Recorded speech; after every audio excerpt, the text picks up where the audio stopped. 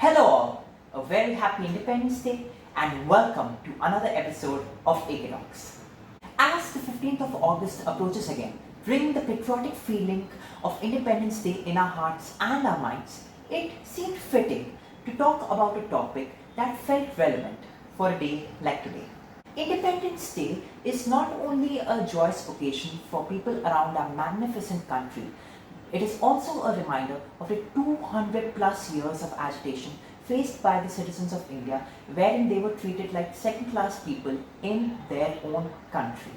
While the physical, emotional and political trauma of that time period is something that is taught to us over the years by our teachers, our parents, our grandparents, it is important that we shed a light on the economic loss that our country faced as well. There is a story that is commonly told in Britain that the colonization of India, as awful as it may have been, was of no major economic benefit to Britain itself. If anything, the administration of India was a cost to Britain. So the fact that the empire was sustained for so long, the story goes on to say, was because of Britain's kindness and compassion. A research, however, conducted by the renowned economist and published by the Columbia University Press deals a severe blow to the so-called story. Analyzing from nearly 2 centuries of detailed data on tax and trade, Patnaik calculated that Britain drained almost $45 trillion from India between the period of 1765 to 1938. That is a staggering sum. In order to put the amount in perspective, $45 trillion is more than 17 times the total annual gross domestic product, that is the GDP of the United Kingdom today. The two main methods which were used for the looting of Indian wealth and resources by the Britishers were trade strategies and colonial exploitation. Let's have a look at each one of them.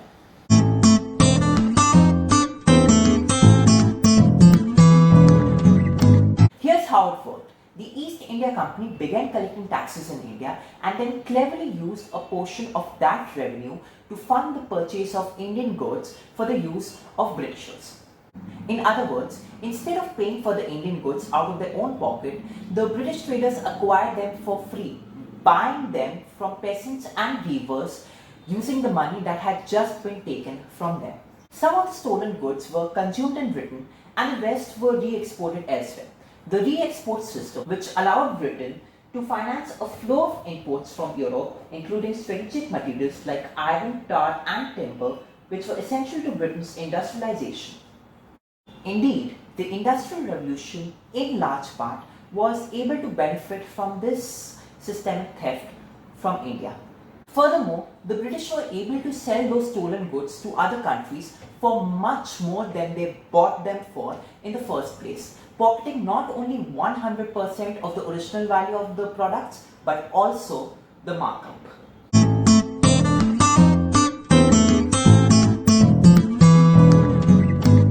Exploitation of India, which began in the form of trade, later on took other forms through investment income in the forms of dividend, profits and the payment of the cost of the British administration in the form of home charges. These include salaries of the British Army and civil officers, payment of pensions, furloughs and other benefits, and also payments to cover the interest on the sterling debt.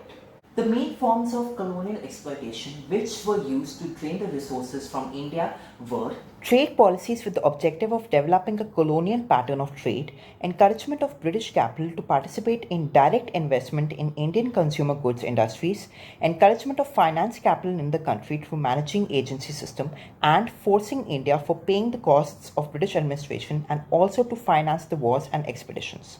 At the end of the 19th century, British investors in India began to invest a huge amount of their capital in India, a major portion of which was actually stolen by the East India Company. From where? India.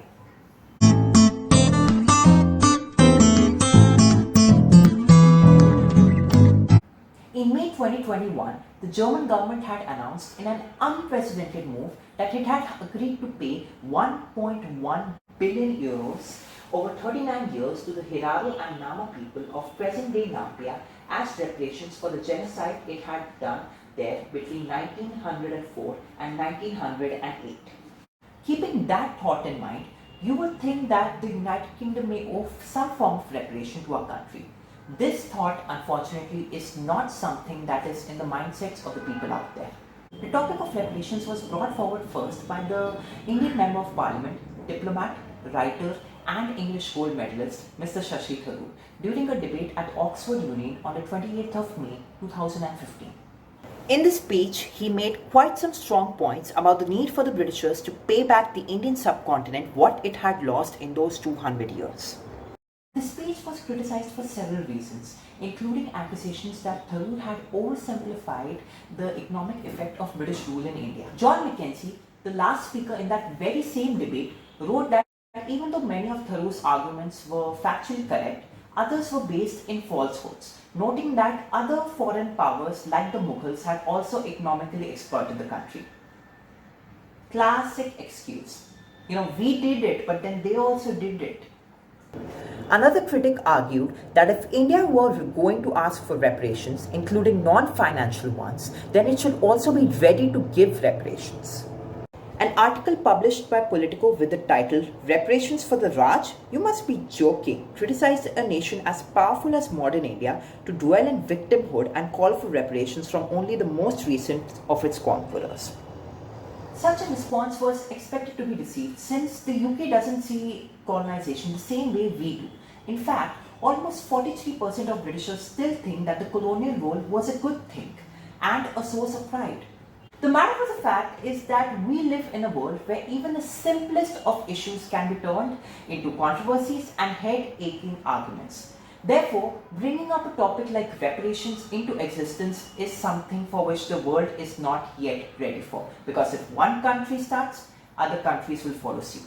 Even though $40 trillion is an eye-watering sum, the true costs of this dream may never be calculated. If India had been able to invest their foreign exchange earnings and tax revenues into development, who knows how history might have turned out differently.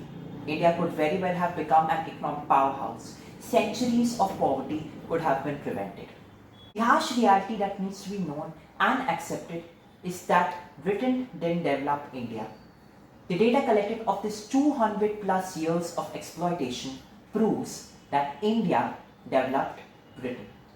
Thank you so much for taking out the time to view this video of EXPLOITATION. Make sure you like, subscribe and leave your comments either about this video or about any other topic about which you would like to see a video.